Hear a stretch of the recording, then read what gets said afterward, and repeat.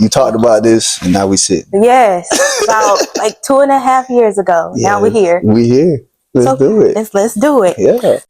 Happy Wednesday. We're halfway through the week. So let me just ask, how are you? Like, really? Our topic of discussion today, Black Men Cry Too. Joining me is Breylon B-Man Jones. Hi, guys. How are you? AKA co-founder of Youngbrothersacademy, creator of Brilliantviewsproductions, husband, father, son, and friend to many. Don't forget God-fearing man as well. Oh, yes, of course. I thought it was automatic. You know, you right. I shouldn't have assumed. You right. Please welcome Breylon. You know, I haven't seen you in a while, so let me just ask, how are you? Man, I'm blessed, man. God really been working. I'm blessed. Good. Yes. That's very important. I didn't want to jump right in, but I had to ask, like, man, you know, everything. Hey, I'm proud of you too, man. You out here doing your thing. You know what I mean? Thank you. You talked about this, and now we sit. Yes, about like 2.5 years ago. Now we're here. We here.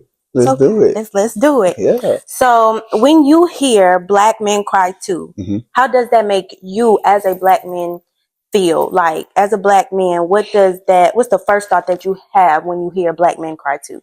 Growth, community growth. Because I'm 32, and I feel like my generation and the generations before me, as far as male wise, we definitely Black men.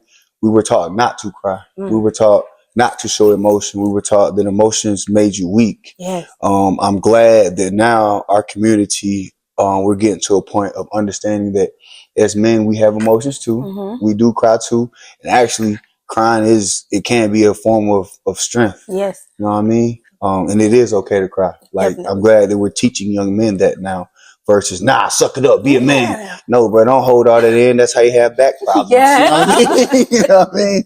Now you back hurt. You only 35. Right. Yeah. Release that. Let that go. So I'm glad that we're doing that now. Good. Now, how often do you feel like, okay, tighten up, it's on me, I got to get it done, you know, just because of the pressures put on a Black man, and then also having to do whatever it is that has to be done without asking for help because you may seem weak or incapable as a man and as a Black man? I got you. So I feel like every day I wake up, I do kind of just carry that pressure of being a Black man and getting everything done. But I'm grateful to say that I have a community around me, and I have a village still, and we help each other. Yeah. And I feel like everybody needs that because nobody does this alone. You can't do it alone. And I have comfort in that, but I also have comfort in knowing that I'm equipped as a man to take it on by myself, but also I'm equipped as a man to understand that when I can't do it on my own, all right, it's okay to ask for help because I need help and somebody needs my help. So if I get it, I should be able to receive it, vice versa, and the world just gonna keep turning. Yep. Perfect. Like you said, it definitely takes a village. It takes a village, yes. Now, like we said, we often see on TV, especially plenty of Black shows, we'll hear, stop crying, you're a man now. The whole time, like, the kid is like 8 or 9. Right. Maybe the dad passed away, off, you know, at war, in the service, left, whatever the case may be, or maybe they just had another child, a younger child. You're a man now. Like, have we as a community stripped that emotional vulnerability away from our young men? Because we always say, stop crying, you're being a little girl, without even asking first, like, what's wrong, so they know it's safe to cry. You know, and of course, kids are kids, so sometimes they're crying for no reason, boy or girl. But have we stripped that emotional vulnerability away from them? Unfortunately, as a community, yes. It still goes on. It sucks. Yeah. But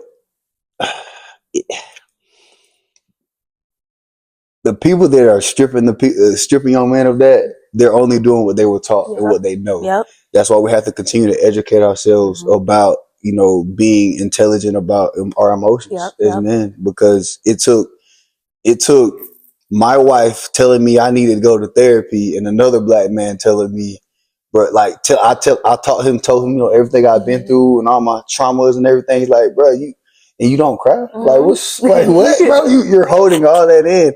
So I think we have to teach. We have to learn and teach our young black men how to understand their emotions versus just suppressing their emotions and bottling it all in. Yep. That's something that we have to teach, and we have to want to teach. Yep.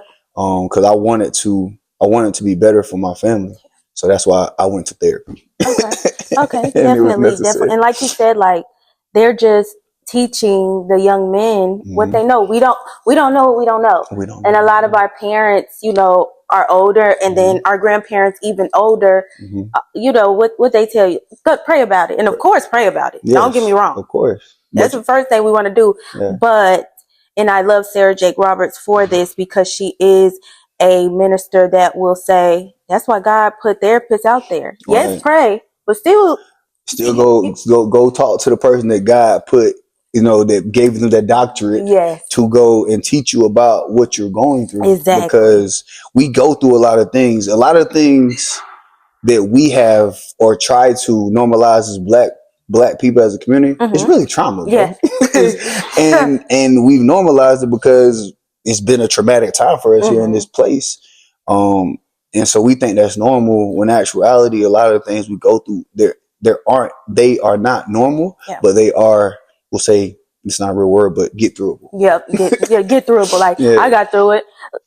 Did you really? I mean, you're alive. You're alive, or are you still fighting that inner child? You know what I mean? Like, why are you holding on to things that happened when you was 10? Because you're 50. Because you were never taught how to release it. Exactly. You were never taught how to release it. Exactly. Sure. Now, with that.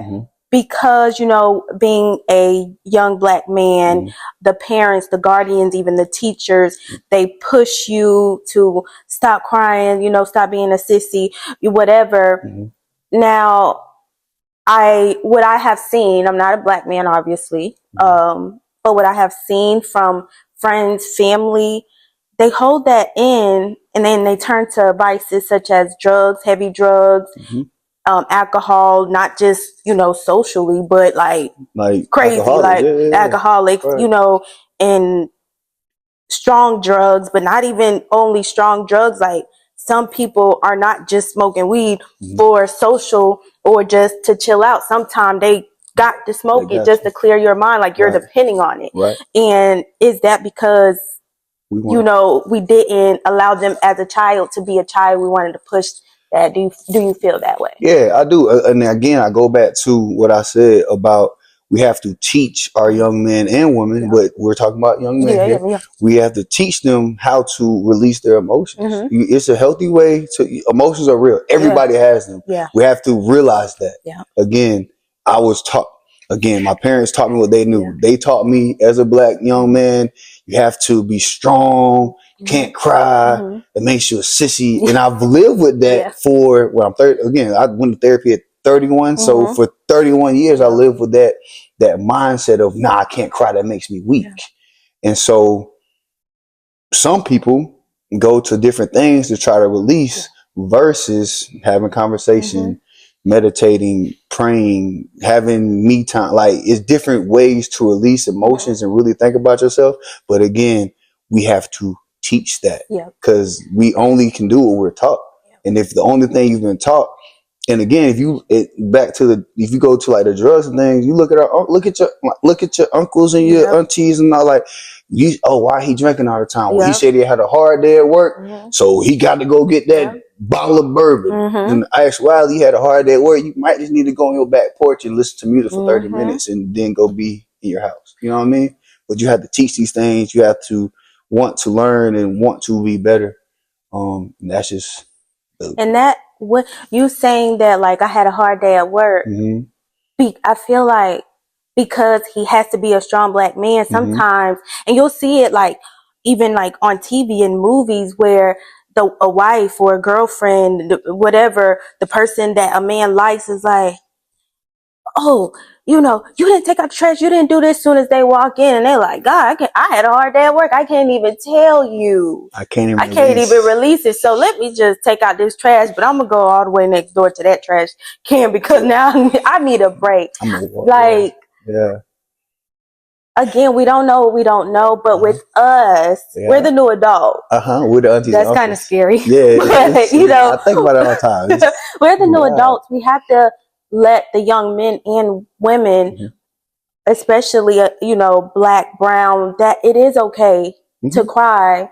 We have to teach. It's okay to cry. It's okay. Don't be a cry baby about every single thing. But it is okay. It's okay it's okay to cry. It's okay to have emotions. Yes. We all have emotions. That means you're human. Not crying is kind of scary. Right. But again, we're taught not to cry. We teach our young men not to have emotions. So the only release a lot of us have is anger. Yep. Right? Yep. But a lot of the times, if somebody angry to have, like me, let's be honest, I'll be transparent here. I used to have angry outbursts where I just punch stuff. Oh, okay. Like I used to punch holes in walls, break stuff. Whole time after I break whatever, punch that hole in the wall, you ask me what I was mad about, I probably can't even tell you. Can't even remember. I can't even remember. Whole time, I just know that that was a way for me to release things. Yep. I used to play hockey, so when I get mad at school, I ball it all up until practice. Somebody gonna feel this pain. Yeah. Somebody gonna feel this pain versus me understanding. All right, bro, I'm mad right now. Why am I mad? Well, why did that make me mad? What part did I play in that anger? Did I do my part? Did I do what I was supposed to do to not make that situation happen? Yeah. Like you gotta teach these things. Like I'm definitely grateful for my wife, because again, she's like, hey bro, you got a lot going on. Like you're a great husband, you're a great man. But when you get angry, she said it, I'm scary. I'm 6, like I'm a big guy. Yeah. But again, so I had to go learn how to be a better man. Yeah, definitely. Shout out to the wife. Yes, shout out to Barbara Jones was happening, girl. Shout out to Barb. Okay. Now, finally, you did speak about going to therapy. Now, how do you feel about therapy? And if you didn't have, your parents and your wonderful wife to push you and understanding friends to say, hey, something's going on. How hard or easy would it have been without them to kind of give you that nudge, like, hey, you can't just talk to me, like you got to talk to a professional. Like, how easy would it have been? Hard. Without how hard it would have been without my community? Probably extremely hard. Because again, until that point, I thought that's how we got over things. Yep. So that's why, again, I'm grateful for the people around me. I'm grateful for just being able to learn more and be better. But you have to also want to be better. Yeah. So I'm proud of myself for wanting to be better, and then going and becoming better, and just continuing to be great. Yes.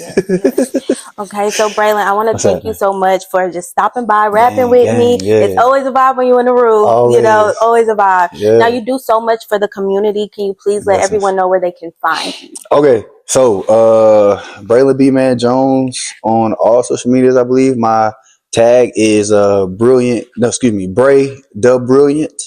That's my personal page. Business page is Brilliantviewsproductions. Youngbrothersacademy.